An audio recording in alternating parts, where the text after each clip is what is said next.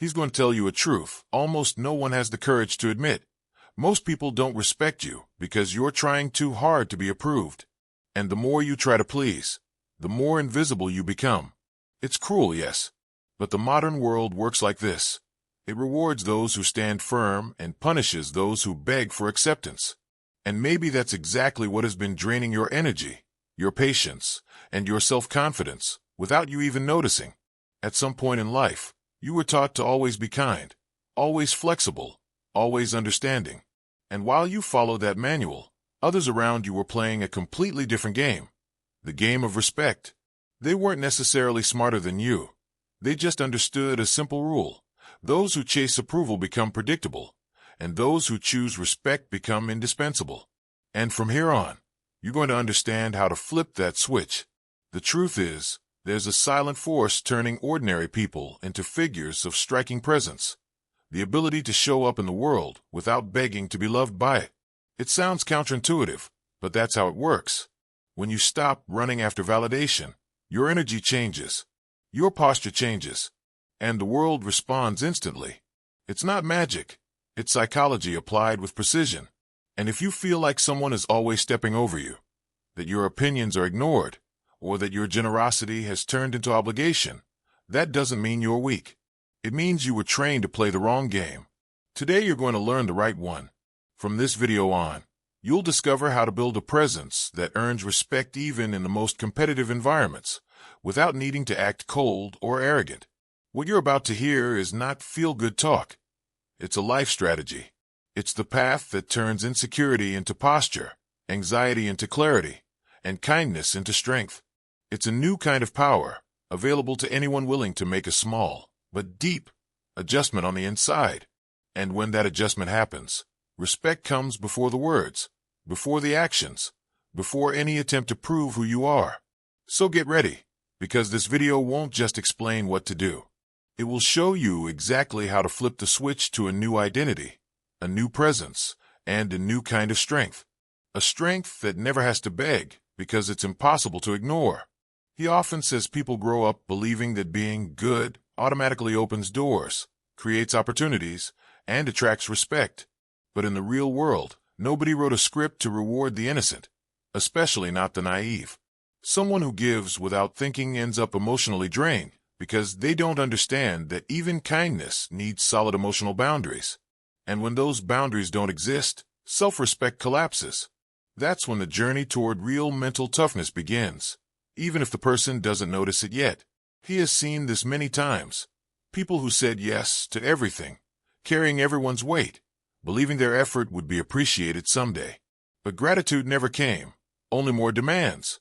When kindness is automatic, it loses value. It becomes expected. It's like giving flowers every day. At first it's lovely, but soon it becomes an obligation. And that's when a quiet internal identity shift starts knocking. It's curious how unconditional kindness often walks hand in hand with the hidden need for approval. Without realizing, the person uses being nice as emotional currency to buy acceptance. But that's expensive. It requires sacrificing self-respect without noticing. A wise mentor would say, kindness without criteria is not virtue. It's self-abandonment. And this awakening pushes the person toward practicing strategic kindness instead of impulsive sweetness. He uses a simple example. Imagine an ATM that never locks, never warns, never limits. It just gives. How long until it breaks from overuse? Being endlessly nice is the same. Without an internal protection mechanism, people will take everything they can. And the lack of emotional boundaries turns the person into a resource, not a human being. The emotional cost of that is always high. And although it feels cruel, the world works by positioning. Those who project mental toughness earn respect. Those who rely solely on softness get pushed into the role of emotional carpet. Look around at workplaces, families, relationships. The pattern is always the same. When kindness is used without intelligence, it blocks growth. Change only starts when courage asks, am I kind, or am I trying to be accepted? This is where the conversation deepens. Excessively kind people believe their purity will inspire others. But inspiration without firmness collapses. It's like building a beautiful house on soft sand. What supports self-respect is the mix of kindness and assertiveness. And that mix begins a new identity shift, helping the person see their own worth clearly and demand that others do the same. For practical application, he suggests a powerful exercise. List 3 situations where you said yes, but wanted to say no. This simple practice reveals how often self-betrayal hides under politeness. It strengthens emotional boundaries and forces the person to rethink where their energy is being drained. Over time, choosing self-respect becomes natural. This shift impacts daily life profoundly. People used to giving excessively start noticing patterns. The more they set limits, the lighter life becomes. Anxiety decreases, relationships become clearer, and self-respect silently grows. Many describe this as an emotional rebirth, a strong identity shift that changes everything. And ironically, this new stance attracts respect instantly. There's also a psychological detail. When someone establishes boundaries, those who benefited from the lack of them start complaining. Expected. But this resistance is proof the change is working. With emotional clarity, strategic kindness becomes natural. You help where it's valuable, not where it drains your soul. And strangely enough, kindness becomes stronger. Soon, the person realizes something liberating. Being good doesn't mean being available, and being firm doesn't mean being cold. Balance turns kindness into power rather than weakness. And once this vision forms, it naturally opens the next chapter. Because to understand the shift from naivety to respect, we must explore the brutal realism of Machiavelli. Machiavelli is often misunderstood by people who read too fast and think too slow. He wasn't teaching evil. He was teaching clarity. He observed that life operates through silent rules, and those who ignore them get swallowed by those who play better. When he said that someone who insists on being good all the time will be exploited, he wasn't being philosophical. He was being factual. Accepting that requires mental toughness. He explained that virtue should be used as a tool, not as punishment. The person who tries to be morally perfect becomes addicted to approval. And in this addiction, they lose strength and self-respect. Machiavelli would laugh today, seeing so many nice people justifying suffering with, "I only wanted to help." For him, kindness without strategy was not virtue. It was naivety. And naivety always charges a price. This thinking fits perfectly in modern life. The person who tries to please everyone at work is always the one most overloaded. They become everyone's solution, except their own. This happens because they lack clear emotional boundaries. Machiavelli would say, "Don't be cruel, but don't be predictable." Predictability without strength becomes an invitation to exploitation. This alone requires a powerful identity shift. To understand Machiavelli, look at any company. Who gets promoted? The silent worker who does everything and never questions? Or the one who delivers value but knows how to position themselves? Always the second one. It's not malice, it's strategy. Machiavelli called this virtue, the ability to act strategically in chaos. It's strategic kindness applied to real life. He taught that those who don't take control of their own destiny end up controlled by others' interests. This means navigating relationships with intelligence. Instead of expecting others to value your kindness, show your value with firmness. The more the person does this, the stronger their self-respect becomes. And ironically, only when they respect themselves do others begin to respect them. Machiavelli also emphasized recognizing true human nature, not the idealized version, but the real one. Many people act from interest, not morality. Ignoring that turns someone into easy prey. Understanding this requires mental toughness, not cynicism. People mature emotionally stop expecting everyone to be good. They observe, analyze, and act. They protect emotional boundaries unapologetically. He uses personal relationships as a clear example. Someone who always gives in, who swallows frustration, who avoids conflict believes they're maintaining peace. But Machiavelli would say, they're only delaying war. Real peace comes from clear boundaries, not silence. Setting limits isn't punishment, it's self-respect. Strategic kindness steps in. Help when it matters, say no when it must be said. He also highlighted the power of adaptability. A leader's virtue isn't in being soft, but in being aware. Awareness allows the person to choose gentleness or firmness, depending on the context. This duality forms the essence of mental toughness, what separates the naive from the respected. As someone grows in this clarity, they start to see power dynamics previously invisible. Small gestures reveal intentions. Silence speaks louder than words. Compliments become suspicious. This sharpened social awareness emerges naturally from the identity shift Machiavelli proposes. Stop being led. Start leading. In the end, Machiavelli wasn't teaching evil. He was teaching survival. He argued that kindness is possible, as long as there's awareness. He would firmly defend strategic kindness over blind purity, because it protects without corrupting. And this understanding opens the door to the next topic, the dictatorship of appearances. He always says that on the social stage, the curtain rises before anyone speaks. Perception arrives before truth, and that explains why so many competent people stay invisible. It's not enough to be good. You need to look strong. Society runs on mental shortcuts, and those who master these shortcuts earn respect before proving anything. That's the uncomfortable side of the game, and it takes mental toughness to accept it without resentment. The famous halo effect shows exactly this. If someone appears confident, people automatically assume they're intelligent, capable, a leader. Meanwhile, someone who looks insecure, even if brilliant, gets placed on a lower shelf. Is it unfair? Yes. Is it real? Also yes. A person has to learn that self-respect doesn't come only from how they feel, but also from how they present themselves. And this is where many need to start a small but necessary identity shift. He uses a simple example. Imagine two people walking into a meeting room.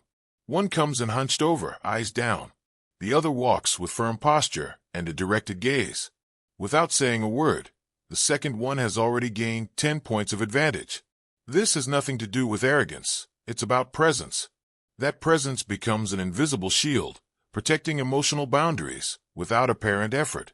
Appearance also communicates priorities. Someone who dresses with care, even in simple clothes, signals mental organization. Someone who speaks clearly signals structured thinking. Someone who keeps a steady gaze signals focus. These small details completely change how others interpret a person's identity, and that interpretation dictates how they will be treated.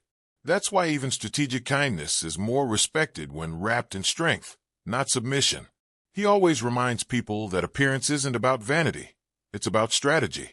The world reacts to packaging before checking the content. Choosing a book by its cover is shallow, but it's what most people do. Taking care of your image isn't superficiality. It's social intelligence, especially because many won't have the patience to discover your inner value if your outer presence doesn't suggest it's worth the effort. And when someone understands this, they start adjusting small things, posture, tone of voice, speaking rhythm, strategic silence. Each detail boosts self-respect and strengthens emotional boundaries. They feel more secure, and that security influences the room. It's like changing the book cover without altering the story. The essence is the same, but the impact changes. This kind of change opens doors that used to feel locked. For those who want to apply this in practice, he suggests a powerful exercise. Record a 30-second video of yourself speaking. Then watch it carefully. Your posture, your tone, your pauses, your gaze. What is your presence saying without words? It's uncomfortable at first, but extremely valuable. This type of self-observation sparks an identity shift that turns insecurity into presence and presence into silent authority. Another key point is that projected confidence doesn't have to be absolute, just consistent. Nobody feels strong all the time, but a person can choose to act like their strongest version in the moments that matter. Projected strength is not a lie, it's intention. It's choosing to show your best side even when chaos tries to pull you down inside. This skill, once trained, becomes a layer of mental toughness essential for adult life. And the interesting part is that as someone starts behaving like a respectable person, the world begins to respond accordingly. Relationships become more balanced, opportunities appear, and even those who once ignored them start paying attention. Perception shapes other people's behavior, and that behavior reflects back a stronger image of self. It's a cycle that feeds self-respect in a powerful way. With time, They understand that appearance is not about pretending to be someone they're not, but about reinforcing who they're becoming. And once they master this, they realize there's an even higher step: projected authority, when presence speaks before words and energy speaks before actions. And that step leads naturally into the next topic, where projected authority becomes a silent weapon in the pursuit of respect. He loves to say that authority doesn't begin in the mouth, it begins in the body. Before anyone speaks, they've already shown the world whether they should be taken seriously. Posture, breathing, and rhythm create more respect than any resume. And that's liberating, because projected authority doesn't require perfection, only intention. It's the first step of a silent identity shift, where someone learns to be read before being heard. When a person speaks firmly, even if they don't feel totally secure inside, they transmit something powerful: emotional predictability. People trust those who seem stable, even if internally they're improvising like an actor in their first play. On the outside, they maintain composure. This ability, once trained, becomes mental toughness in action, the courage to appear strong until the inner strength catches up. He uses a common example: walking into a new environment. Most people shrink, try not to be noticed, and create excuses in their heads. Someone who understands projected authority does the opposite: walks in slowly, breathes deeply, observes before acting. They don't speak fast, don't over-gesticulate. That behavior builds an aura of self-control and instantly increases self-respect. Acting like someone respectable has the strange effect of making you feel respectable too. Presence is built through details nobody teaches in school, but which make all the difference in real life. A steady gaze, not aggressive, just firm. Strategic pauses that show confidence. Open but not exaggerated gestures. And above all, no unnecessary justifications. People who over-explain reveal insecurity. Those who explain only what's necessary protect their emotional boundaries and signal emotional strength. He reminds everyone that authority is not yelling, imposing, or being heavy-handed. It's clarity. It's someone who knows what they want and doesn't collapse at every obstacle. That doesn't mean hiding emotions, it means organizing them. Projected authority is the art of carrying vulnerabilities with dignity. It's strategic kindness in how you show up, firm with kindness, strong without arrogance. To apply this practically, he recommends a simple training. Every time you're about to say something important, slow your voice down by about 15%. This small change makes you sound more secure, more centered, and more prepared. It's almost magical. The more you practice, the more natural it becomes. Over time, you feel a real identity shift, not just seeming stronger, but actually becoming stronger inside. Another useful exercise is practicing presence while walking. It sounds trivial, but it's not. Walking with your torso upright, steady steps, and eyes forward changes your internal chemistry. The body sends the brain a message of authority, and the brain responds by adjusting emotions. Body and mind align, strengthening mental toughness and rebuilding self-respect. It's a kind of emotional self-engineering done in seconds. Presence also appears when someone stops rushing themselves. People who speak too fast seem nervous. Those who speak calmly seem in control. Pauses signal ownership of the moment, and that calm spreads to others. Over time, you realize projected authority is not a rare talent, but a daily practice that organizes your energy and protects your emotional boundaries from unnecessary invasions. And there's an interesting point. Once someone masters presence, other people's opinions lose some of their weight.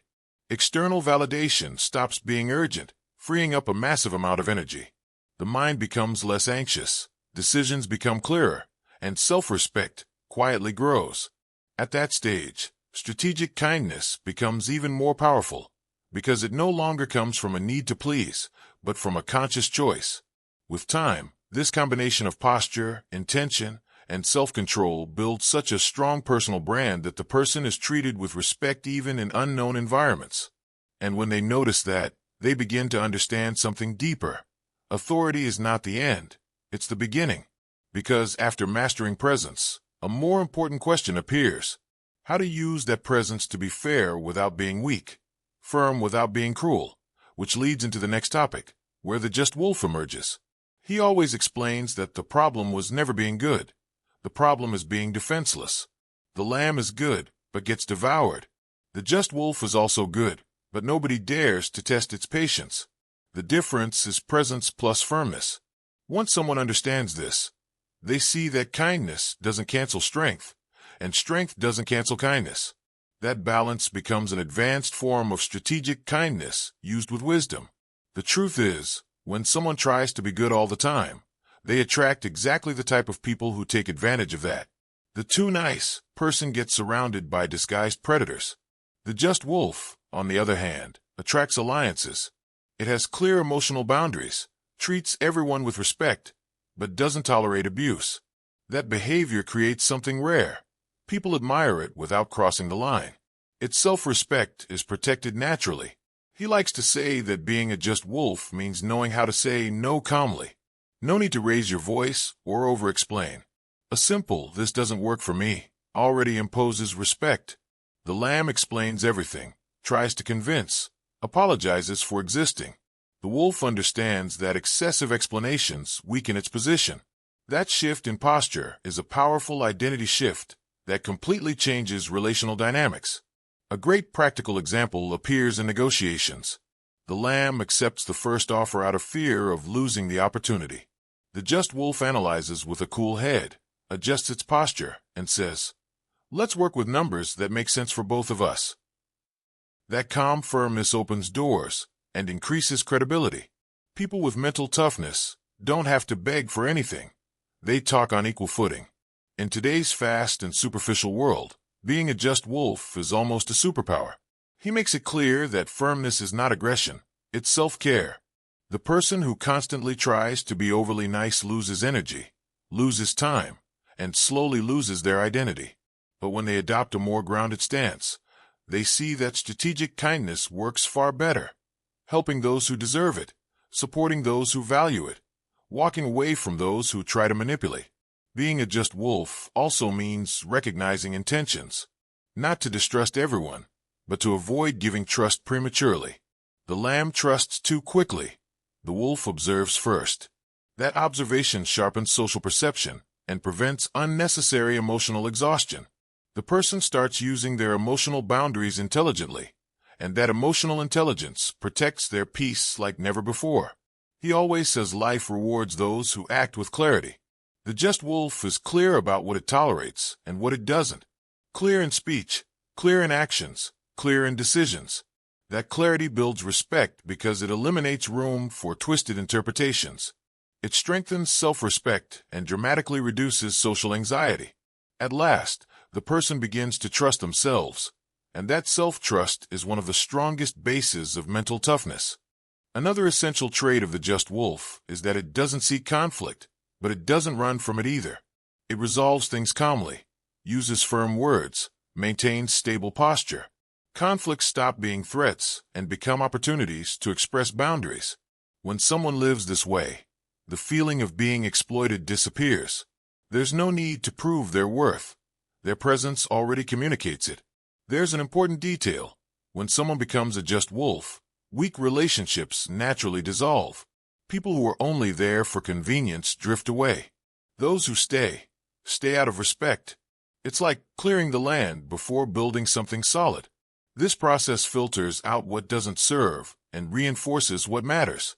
The person begins to experience a kind of emotional freedom they never imagined possible. Over time, they understand that strength and kindness aren't opposites, they're allies. Kindness gains impact when supported by firmness. Firmness gains humanity when softened by kindness. And when those two fuse, the person is ready for the next layer of this process. The understanding that adaptability itself is a virtue of power. He constantly reinforces that those who survive aren't the strongest, but the most adaptable. Machiavelli knew this centuries ago, and modern science simply confirmed what observation had already shown. Adaptability is not a lack of personality, it's practical intelligence. It's the ability to adjust strategy without losing essence. That constant adjustment lays the foundation for an identity shift that changes how someone navigates the world. Being adaptable doesn't mean being soft or without backbone. Quite the opposite. It demands mental toughness to admit some paths no longer work.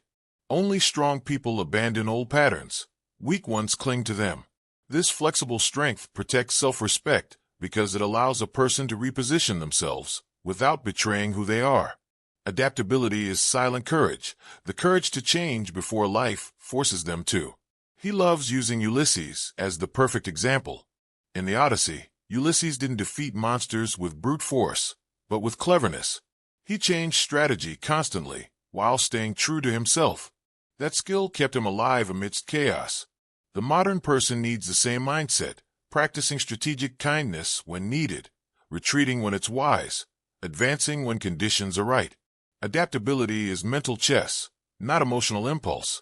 This is crystal clear in professional environments. People who are too rigid break quickly. The adaptable person watches the context, listens to the environment, senses changes before they become obvious. They adjust route, method, communication. That flexibility makes them a rare asset. At the same time, it protects their emotional boundaries because they preserve their energy by acting intelligently, not just forcefully. He reminds everyone that adaptability doesn't mean losing oneself. It means adjusting. Like a tree that bends under strong wind but doesn't snap. The wise person acts the same way. They don't fight everything, don't resist everything, don't exhaust themselves on everything. They choose their battles carefully. That choice directly fuels self-respect. There's no greater sign of self-awareness than knowing when to fight and when to change direction. For those who want to apply this in daily life, he suggests a simple practice. Every week, take something you always do the same way and try a new approach. It could be part of your routine, a conversation, a workout. This tiny habit trains the brain to accept change as something natural. Over time, the person develops a kind of flexible mental toughness, strong enough to handle pressure, flexible enough to adapt without breaking. Adaptability also means recognizing when someone is crossing your limits. Rigid people wait for collapse. Adaptable people correct the course early. They adjust posture, adjust boundaries, adjust attitudes. That behavior deeply protects their emotional boundaries and prevents unnecessary wear and tear. In practice, life becomes lighter and clearer because they begin to move like water, always finding the best path. He also emphasizes that adaptability is emotional maturity. Children want the world to adapt to them. Adults adapt to the world without losing themselves. The adaptable person stops being a victim of circumstances and becomes a strategist of them. They use strategic kindness when speaking, firmness when setting limits, silence when observing. Every decision becomes a calculated move, not an impulse. And the more adaptable someone becomes, the more opportunities arise. They stop being rigid, predictable, limited. They turn into someone who can navigate different environments, styles, and personalities. This ability boosts their confidence and expands self-respect. Life stops feeling like an enemy and starts looking like a board where they know how to move the pieces. This quiet evolution leads to a deeper realization. Unlimited kindness without adaptability turns into weakness. But kindness combined with flexibility becomes power. And once someone understands that difference, they begin to clearly see what holds them back and what drains them, which flows directly into the next topic, the real danger of being too nice. He always says there's a huge difference between being good and being too nice. Being good requires strength and awareness. Being too nice requires fear. Fear of displeasing, of losing someone, of not seeming likable. The overly nice person thinks they're being loved, when in reality they're being used. This behavior wears down self-respect and destroys emotional boundaries, leaving the person emotionally exposed. Someone who's too nice becomes the universal problem solver. They're always called when something goes wrong, never when something goes right. That creates an unfair dynamic where their kindness becomes everyone else's tool. They start to feel tired, irritated, even resentful, but can't explain why. They're missing an identity shift that reveals the truth. Nobody values what is offered without criteria. He recalls a very common example, that one co-worker who does everything to help but never gets recognized. They fix mistakes, take extra tasks, adjust schedules, and in the end, it's treated as if it were simply their duty. That happens because the nice person trains others to expect their overload. They give so much that they become invisible. The lack of mental toughness keeps them from setting limits, trapping them in a dangerous cycle of emotional exhaustion. Burnout research shows exactly this. Extremely agreeable people are more likely to collapse emotionally. They erase themselves to meet demands that aren't theirs. This slow self-erasure destroys self-respect. He constantly reinforces that being kind is not the problem. The problem is being kind to everyone, all the time, without considering the emotional cost. That's generosity without intelligence, the opposite of strategic kindness. He explains that when someone is too nice, manipulators appear quickly. They smell emotionally vulnerable people, like sharks smell blood in the water. The nice person believes they're helping. The manipulator knows they're using. This silent game only ends when the person learns to strengthen their emotional boundaries and adopt a firmer stance, a stance that demands mental toughness to maintain. Another issue is that the overly nice person keeps everything inside. They avoid conflict, swallow frustrations, do favors in silence. But no healthy relationship grows without honesty. The nice person thinks avoiding discomfort creates harmony, but in truth it creates imbalance. When someone can't say, "This doesn't work for me," they're sacrificing their own peace. That calls for an urgent identity shift. He suggests a simple exercise to break this pattern. Say no to something small at least once a day. It may seem trivial, but it trains emotional muscles that have been dormant. Each no strengthens self-respect and breaks the cycle of self-abandonment. It's mental toughness training that slowly reorganizes the internal system. Small boundaries build big transformations. The danger of being too nice also shows up in romantic relationships. The partner who does everything for the other all the time thinks they're showing love. But love is not servitude. A relationship without reciprocity turns into emotional dependence. And dependence is the enemy of emotional boundaries. He teaches that when someone starts choosing themselves more often, they attract more balanced, healthier relationships. There's also a key point. Overly nice people believe their sacrifice will be recognized one day. Unfortunately, the world rarely rewards silent suffering. What is done without limits turns invisible. What is given without criteria becomes obligation. That's why he insists so strongly on strategic kindness. Help, yes, but help with discernment. It protects your energy, dignity, and time. With time, the person realizes that being too nice is not a virtue, it's an escape. And when they finally see that, they understand that the solution is not to harden, but to balance, to be firm without losing lightness, to be kind without abandoning themselves. And that understanding opens the door to something even deeper. The idea that real generosity only exists when there is emotional discernment. He always says generosity is a huge virtue, but only when it comes with discernment. Helping everyone, all the time, isn't generosity, it's lack of filters. And lack of filters is lack of self-respect. The person thinks they're being altruistic, but often they're compensating for internal insecurity. True generosity is born when someone develops emotional boundaries and learns to give without draining themselves. Intelligent generosity understands that not everyone deserves unlimited access. Some people add, others subtract. Some uplift, others consume. A person must learn to distinguish who is there for reciprocity and who is there only for convenience. That process demands mental toughness because it often means saying no, even to people they care about. But that no is a form of strategic kindness, protecting themselves so they can keep helping long term. He likes the airplane oxygen mask metaphor. You put it on yourself first, then help the other. People without filters put the mask on others while they pass out for lack of air. That's exactly how ultra-nice people live, never prioritizing their own needs. Generosity without self-care becomes self-abandonment, and self-abandonment quietly erodes self-respect.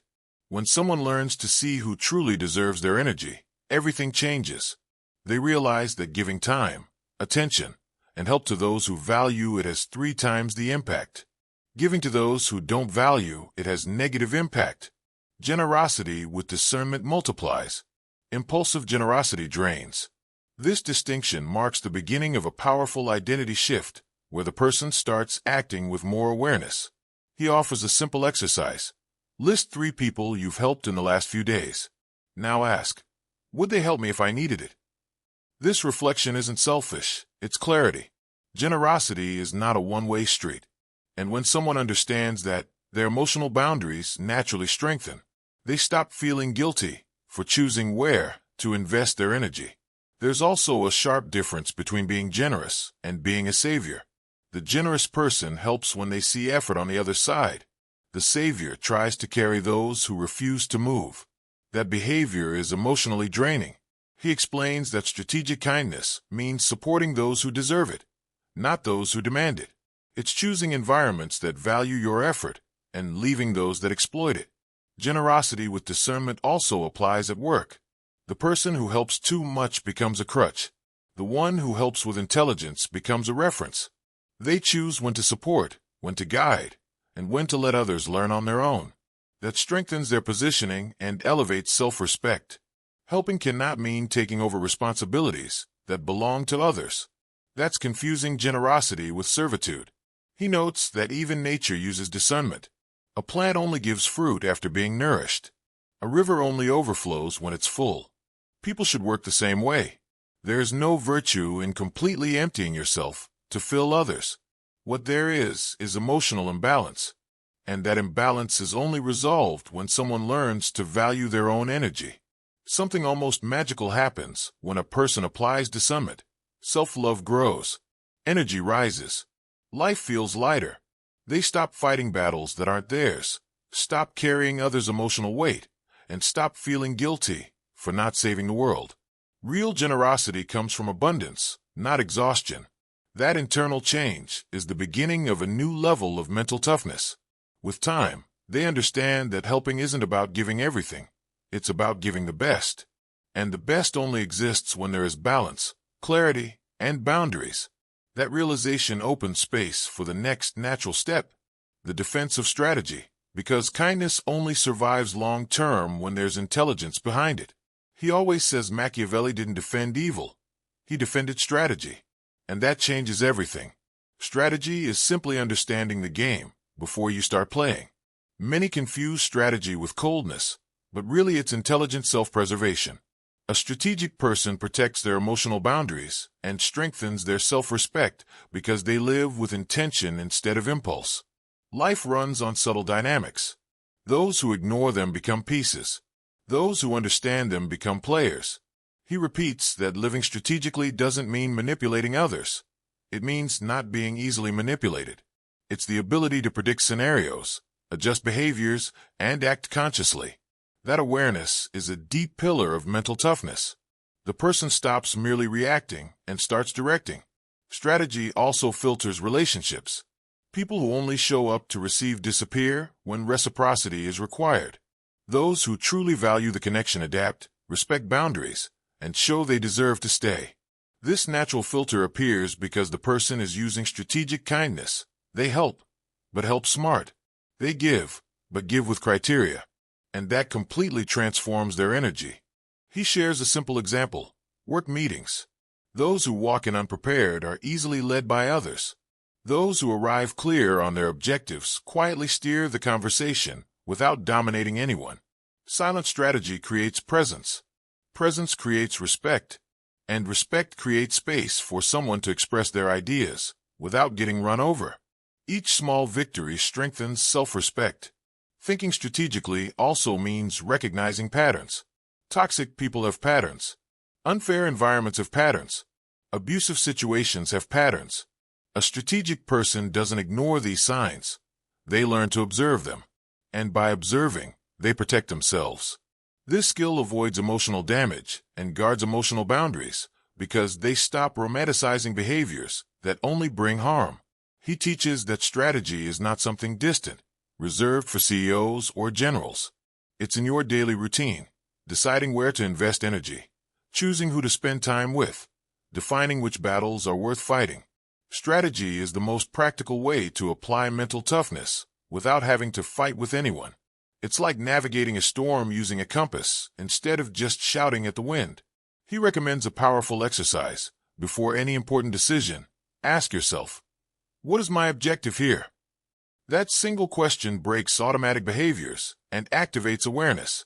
Activating awareness is the start of an identity shift. The person stops acting from immediate emotion and starts acting for the outcome they want. That changes the rhythm of their entire life. Strategy also protects against naivety. Even good people need to understand that not every smile is honest. The world operates through interests, alliances, and value exchanges. Ignoring that is walking blind. He always says you can be light, but you still need to understand the shadows around you. That understanding provides psychological safety and reduces unpleasant surprises. The beautiful part is that once someone starts acting strategically, life stops feeling random. Things start to make sense. Each move, each choice, each boundary. They stop wasting energy on what doesn't matter and start investing in what truly transforms. That aligns self-respect, purpose, and inner strength. A powerful trio capable of sustaining any deep change. At that point, the person is ready for the next stage, understanding that true emotional intelligence isn't just about feeling. It's about feeling with awareness, strength, and discernment. Which leads to the final topic, emotional intelligence with sharpened claws. He always says the emotional intelligence they taught in school is incomplete. They talked about empathy but forgot about limits. They talked about understanding but didn't mention self-defense. Real emotional intelligence is not soft, it's sharp. It's the ability to feel deeply but act consciously. It's mental toughness fused with selective kindness, and that changes everything. Emotionally mature people don't avoid conflict. They simply don't create unnecessary ones. They choose when to speak, when to be quiet, when to step back, and when to step forward. These decisions don't come from fear, but from self-respect. When someone truly respects themselves, they don't accept being treated below what they offer. Emotional intelligence is, above all, the ability to protect emotional boundaries without guilt. He likes to say emotional intelligence is like carrying an invisible blade. You don't use it to hurt, but to cut what traps you. It's the ability to keep manipulators away, sense hidden intentions, and avoid emotional games that drain your energy. It's strategic kindness applied to the heart, feeling deeply, helping wisely, and protecting yourself firmly. This new emotional intelligence doesn't wait for the other person to change. It adjusts its own behavior. It stops trying to fix people who don't want to be fixed and starts directing energy toward those who deserve it. That shift reduces frustration and builds inner serenity. It's a quiet but powerful identity shift that reshapes how someone lives, loves, and stands in the world. He explains that emotionally intelligent people can read themselves.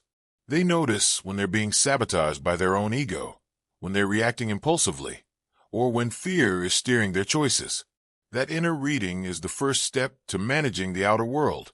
And managing the outer world has nothing to do with controlling people. It has everything to do with managing your emotions strategically. Here's a simple example. Someone says something harsh to you.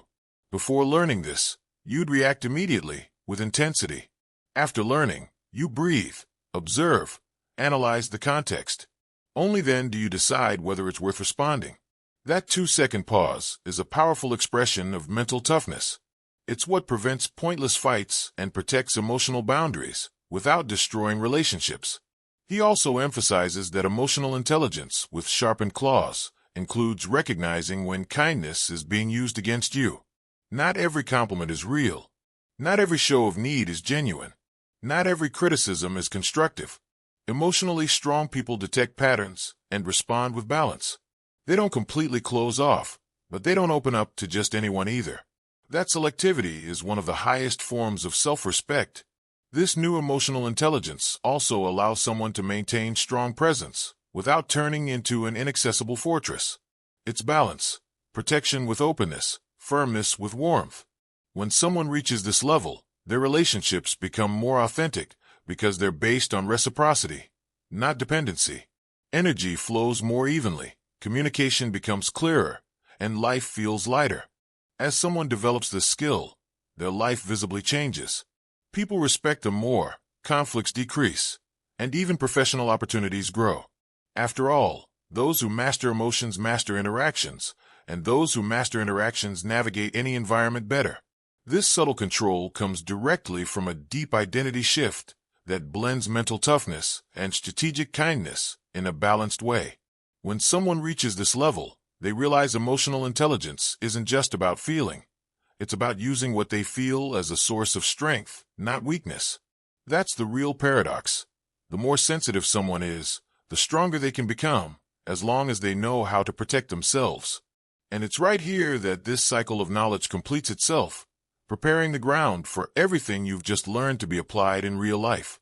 Now that you understand respect is worth more than approval, the question is simple. What are you going to do with this today? Not tomorrow, not when you have time. Today. Because life doesn't change when you learn, it changes when you apply. And everything you heard here only becomes real when you decide to take a stand, adjust your limits, and show the world the silent strength that has always existed inside you. So think, which situations do you need to stop tolerating? Which conversations are you avoiding? Where have you been way too nice? And most importantly, who could you become if you stopped asking for permission to exist? These answers have to come from within, and I'd bet that while you listen to this video, some of them already started to surface. Don't ignore that impulse. It's your new self knocking on the door. You now have the full map to build presence, strength, and respect, even in the toughest environments. But only you can take the first step.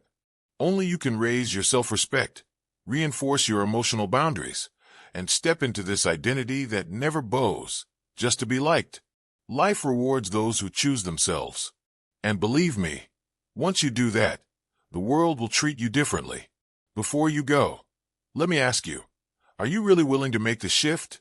Are you ready to stop chasing approval and walk with the posture of someone who knows their own value? If the answer is yes, then you've just begun a journey that can transform your relationships, your choices, and your presence in the world. The only thing you need now is continuity. So subscribe to the channel, turn on the notifications, and come with me to build this new identity day after day. Here, you'll learn to speak less, command more, live with clarity, and act with strength. Because respect is not begged for, it's earned.